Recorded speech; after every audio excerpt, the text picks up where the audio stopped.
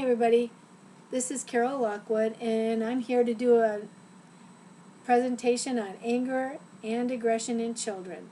This is for my class, Qualitative Analysis, and my professor is Angela O'Brien, and I go to Kaplan University. Anger and aggression in children. My hypothesis is the child or children will get angry due to a lack of attention, or they're not getting their needs met by their caregiver.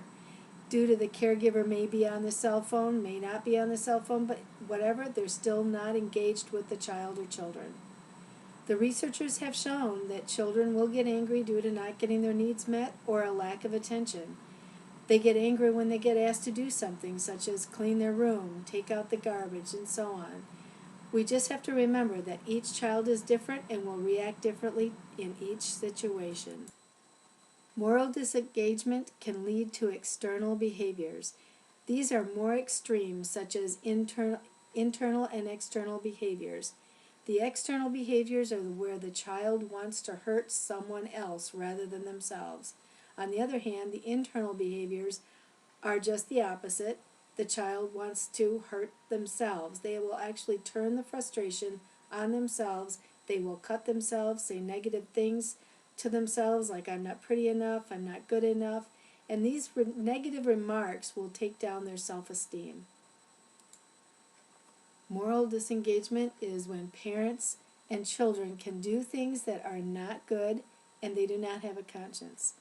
They do not think they're doing wrong. They can steal something and not feel any guilt or bad or that it even hurt someone else.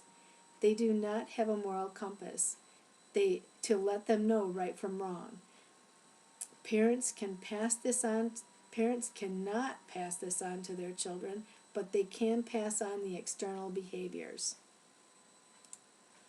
As we have talked about with the external and internal behaviors, external behaviors is where someone wants to hurt themselves, hurt someone else rather than themselves, and the other one is the internal behaviors, and they want to hurt themselves by taking the frustration out. And these behaviors can be gotten by not being socially active in school or in clubs and not being accepted at school. Children need to enjoy school as a place to make friends and learn, and if they're not socially active, these behaviors can take over. External behaviors in daycare. External behaviors can show up in children if they have attended a daycare for some time. They have found that going to a daycare for an extended time than going to their school, their teachers are seeing more children with external behaviors. One good example of an external behavior is bullying. They used to believe that if a child went to daycare, they were displaying aggression due to attachment issues, such as being attached to the mom. And that is no longer the case. It is actually because of the extended stay in a daycare. This is a mom rewarding unacceptable behavior. I have been in a grocery store, and I'm sure all of us have, where a child displays anger due to wanting something, and his parent or mother will not let him have it.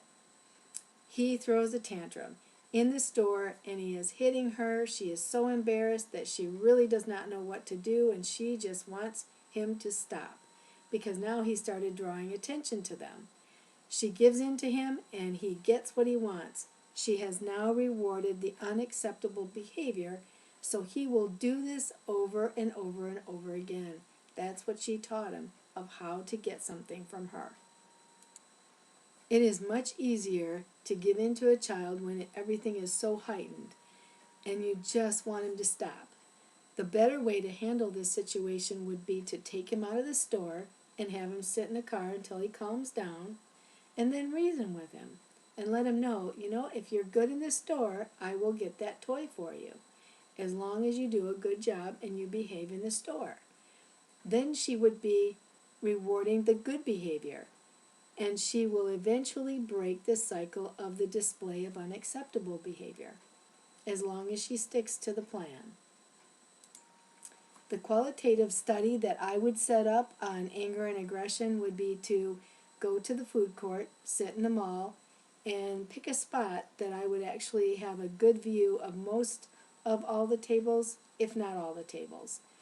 That way I could observe others while they're having lunch, and of course I would be discreet while I was watching. I would want to see how children and their caregivers interact with each other. I would have an iPad, so that way I could take notes and I could see, write down what I saw. That way I can document how many anger issues there were and what kind there were, such as a child getting angry because they're not getting their way, they're not getting attention that they need, or they're getting aggressive with a sibling.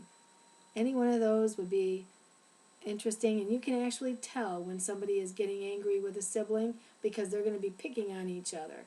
You can also tell when somebody needs attention because it's usually mommy, mommy, mommy, or daddy, daddy, daddy. So you can kind of see these, even though you're not right there and not hearing what's going on, you can kind of see what's happening at the table. The questions that I'll ask for the qualitative study are, how many children will I see get angry due to not getting their way or the attention that they need? Will the caregivers be on the cell phones ignoring the children? How many children will get aggressive with their siblings or caregivers during the 1 hour that I will be watching? In conclusion, anger and aggression really tells us a lot about what the child may be going through. They are letting us know that something is wrong, or they want something, or they don't want to do something that they've been asked to do. They may want something that they do not deserve, but we can work around that as well. Daycares can cause these external behaviors if the child is in daycare for too long. Moral disengagement is when a child does not have a moral compass of what he has done. They do not realize it is wrong, and they do not care who they hurt. Parents cannot pass this on to their children, but they can pass on the external behaviors, such as bullying and aggression. We have also seen the risks of children not being social with other children, and that can cause external and internal behaviors as well. It is important to understand where and why the anger or aggression is showing up in our children. Well, that concludes my anger and aggression session, and I do hope you picked up some pointers on this session, and I thank you for watching, and until next time, have a great day.